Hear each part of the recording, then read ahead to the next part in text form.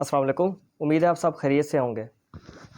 جیسا کہ آپ سب کو پتہ ہے، ایک بہت ہی افسوسناک واقعہ سیالکوٹ میں رونما ہوا ہے، جس میں ایک سری لنکن شہری تھا، مینیجر کے طور پہ کام کر رہا تھا۔ وہ ایک سیالکوٹ کی سپورٹس فیکٹری تھی راجکو کے نام سے، اور اس کو بربریت کا نشانہ بناتے ہوئے اور یہ الزام لگاتے ہوئے کہ اس نے توہین مذہب کیا ہے، بے دردی سے اس کا قتل کر دیا گیا۔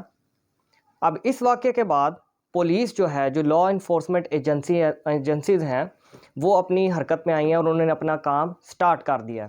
اب ہوگا کیا؟ جیسے کہ آپ کے نالج میں بھی ہے، نیوز میں بھی آ رہا ہے کہ ریڈز کی جا رہی ہیں، پکڑ دکڑ کی جا رہی ہے CCTV کیمراز کی مدد سے، یا اور کوئی ذرائع سے، یا ارد گرد کی جو دکانوں پہ لوگ بیٹھے تھے ان سے پوچھ گچھ کر کے، یا ارد گرد جو گھر تھے یا فیکٹری سے دیگر ان سے پوچھ گچھ کر کے۔ یہ سارا حصہ ہے انویسٹیگیشن کا۔ پولیس ایجنسیز جو ہیں اب انویسٹیگیشن کا طریقہ کار انہوں نے سٹارٹ کر دیا۔ اب یہ ساری جو انویسٹیگیشن ہوگی، اس کے اندر گرفتاریاں بھی ہوں گی، اریسٹ کیا جائے گا، اریسٹ کر کے ملزمان کو جیل میں بھیجا جائے گا، ریمانڈ بھی کیا جائے گا، وغیرہ وغیرہ، ان سے پوچھ گچھ کی جائے گی۔ یہ سارا جو پروسیس ہے انویسٹیگیشن کا، جب اس نے کمپلیٹ ہو جانا ہے، جب تفتیش مکمل ہو جانی ہے، پھر جو معاملات ہیں سزا دینے کے یا بری ہونے کے، وہ کورٹ کے اندر آئیں گے۔ ابھی کورٹ کے اندر پروسیس نہیں گیا، ابھی پولیس کے ہاتھ میں ہے۔ اب بات یہ ہے کہ پولیس کا اس سٹیج پہ کام کیا ہے، پولیس کیسے ہیلپ کر سکتی ہے اس مقتول سری لنکن مینیجر کو انصاف دلوانے میں، کہ اس کے جو ملزمان ہیں وہ حقیقی طور پہ سزا ان کو ملے۔ پولیس نے ایویڈنس کلیکٹ کرنی ہے۔ اب ایویڈنس کیا ہے؟ شہادت، ثبوت، پروف، یعنی کیا آپ کے پاس ایویڈنس ہے کہ جس سے سزا دی جا سکے ملزمان کو۔ ایویڈنس میں CCTV فوٹیج آئے گی، کیمریز، ویڈیوز وغیرہ وغیرہ۔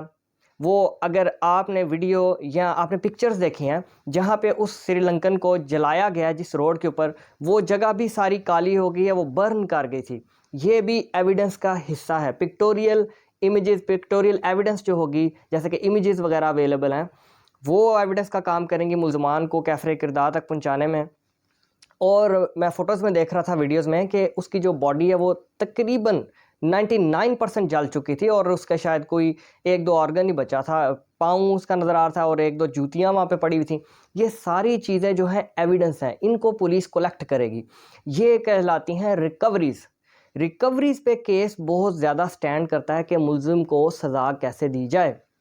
اب یہ جو ساری ایویڈنسز ہیں، جگہ کا برن ہونا، وہاں پہ بلیک ہو جانا، وہ روڈ، وہ ویڈیوز، اور راکھ، ہڈیاں، پوسٹ مارٹم بھی اس کا کر لیا گیا، اس کی بھی ڈیٹیل آ گئی ہے، اور کپڑے کوئی جلے گچھے جو رہ گئے ہیں، اگر اس کے کوئی پین تھا یا اس کے کوئی چیز، موبائل فون تھا، یہ بھی ایویڈنسز ہیں۔ پھر فیکٹری کے اندر جو کیمرے لگے ہوئے تھے وہ بھی ایویڈنسز ہیں، اور لوگوں کی سٹیٹمنٹس، اورل سٹیٹمنٹس، لوگوں نے کیا دیکھا، کیا سنا اور کیا محسوس کیا۔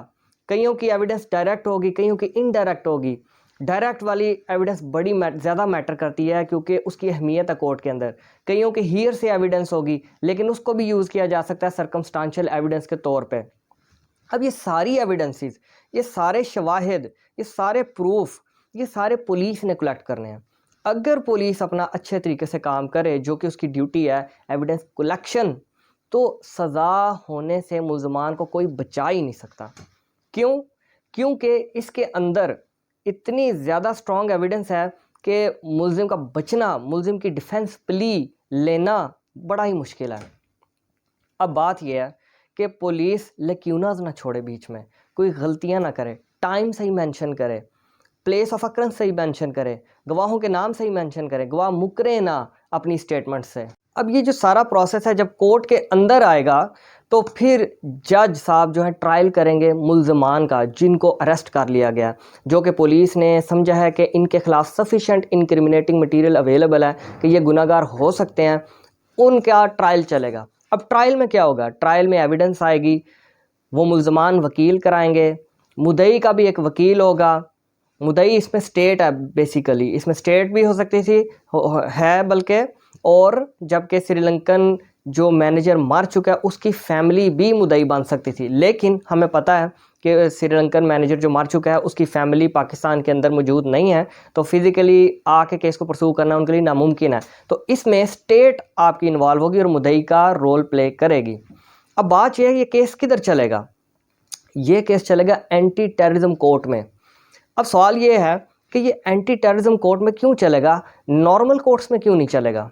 بات یاد رکھیے گا کہ ہمیشہ وہ کیسز جس میں سوسائٹی افیکٹ ہوتی ہے، جس میں سوسائٹی کے اوپر کسی جرم سے اثر پیدا ہوتا ہے، خوف و ہراس پیدا ہوتا ہے، پبلک ایٹ لارج سفر کرتی ہے مینٹلی یا فزیکلی، وہ کیسز ہمیشہ چلتے ہیں اینٹی ٹیررزم کورٹ میں، دہشت گردی کورٹ میں، کیونکہ لوگوں کے دلوں میں دہشت پیدا ہوتی ہے، لوگوں کے ذہنوں میں دہشت نقش ہو جاتی ہے۔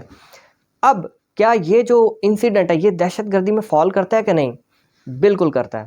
ایک تو یہ پبلک پلیس کے اوپر اس کو مارا گیا، ورک پلیس پہ پہلے مار کے پھر اسے پبلک پلیس میں لایا گیا، ہجوم اکٹھا کیا گیا، لوگوں کو ورگلایا گیا، اشتعال دلایا گیا، ارد گرد لوگوں کے مکانات بھی تھے، دکانات بھی تھیں اور فیکٹریز بھی تھیں، سب لوگوں کو مینٹل افیکٹ کیا گیا ہے، مینٹلی ٹارچر کیا گیا ہے، اور میڈیا کے ذریعے بھی انڈائریکٹلی پوری نیشن جو ہے اس سے ہل کے رہ گیا۔ تو یہ ڈیفینیٹلی ایک فٹ کیس ہے اینٹی ٹیررزم کورٹ کا، اس پہ ساری دفعات جو ہیں وہ ٹیررزم کی لگیں گی، دہشت گردی کی لگیں گی۔